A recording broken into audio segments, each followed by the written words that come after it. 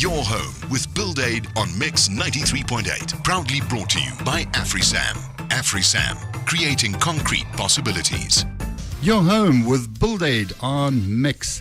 My name's Graham Alexander. I have Kay in the studio and Simon Cretney, our architect engineer.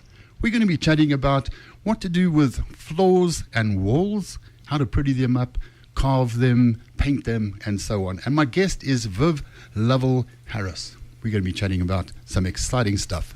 Viv does the most amazing work on walls, concrete work, plaster work, different colors, and on floors. And that's what we're going to be chatting about this evening. Viv, we met back in about 8 years ago on a project called Sabuti. That's right, yes. Where you did thousands of square meters of flooring and walling. How Yes. many squares were there? I think there were about 20,000 square meters of flooring altogether and about 180,000 square meters of walling. I remember one of our guys that needed to check the finishes at the end of the project said, okay, so can we do this in 2 weeks? It took 3 people 3 weeks.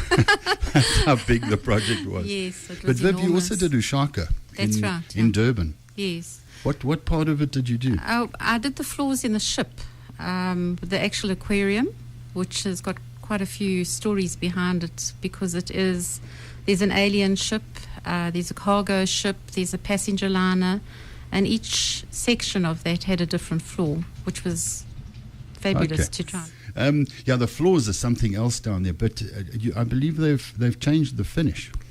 They've changed the retail finish, not the floor itself in the ship. In the aquarium, it's still as it was, but the retail section has now been painted in epoxy.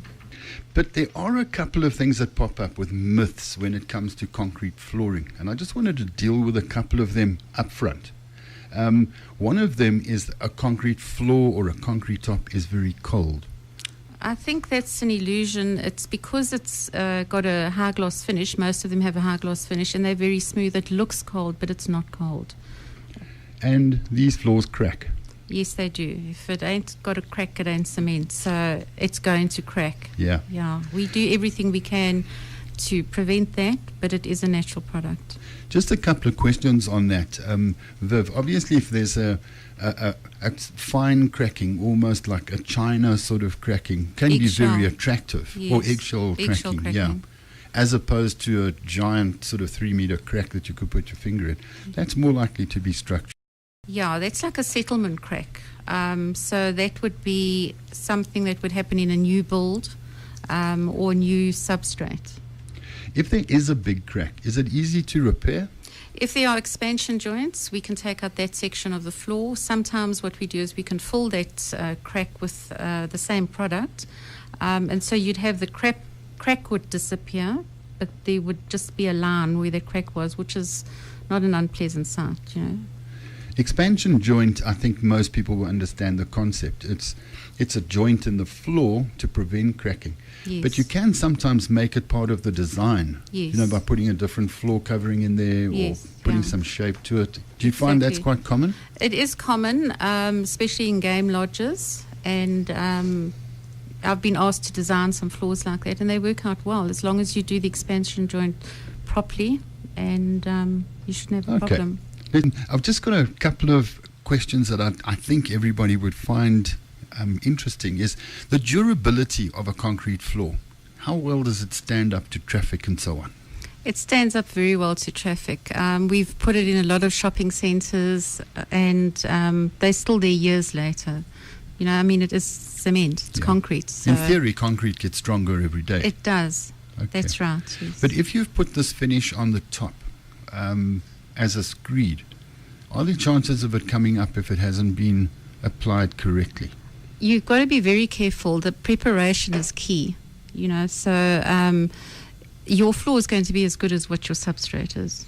That's just, you have to make sure that that's the right substrate. And what finish would you recommend, Viv?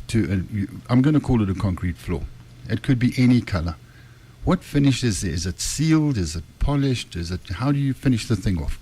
We recommend to use a a sealer and a polish. So we have various sealers that you can choose from. It depends whether you want it gloss or matte or satin. I always recommend a gloss because the gloss wears down to a satin.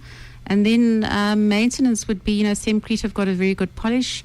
And if you buy that old-fashioned polish machine, it'll work like a bomb. And you'll have that floor. It'll get more beautiful with time. It'll ages beautifully. Showers are a focal point in a lot of bathrooms. I mean, so is the bath and so on, but the shower can be really, really nice. What do we have to look out for with these products in a shower? You must waterproof properly. Before we even do Semcrete products, it must be properly waterproofed. And then sealed again after that with our sealer.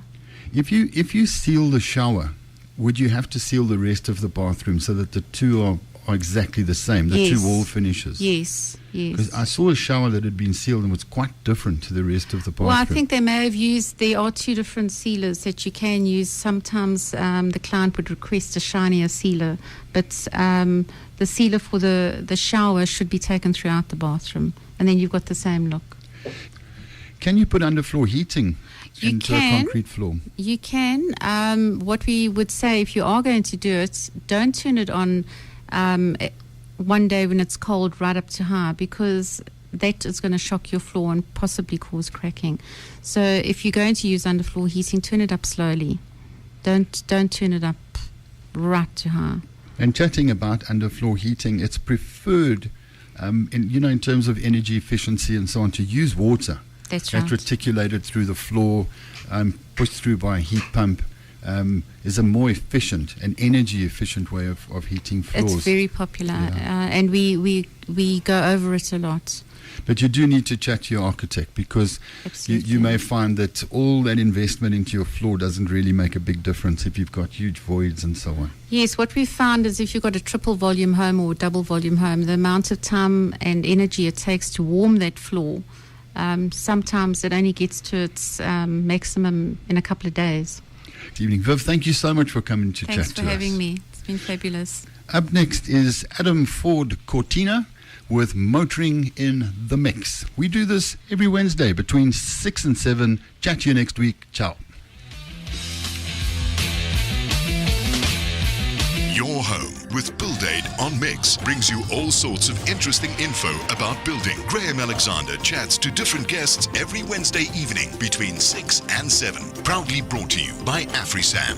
AfriSam, creating concrete possibilities.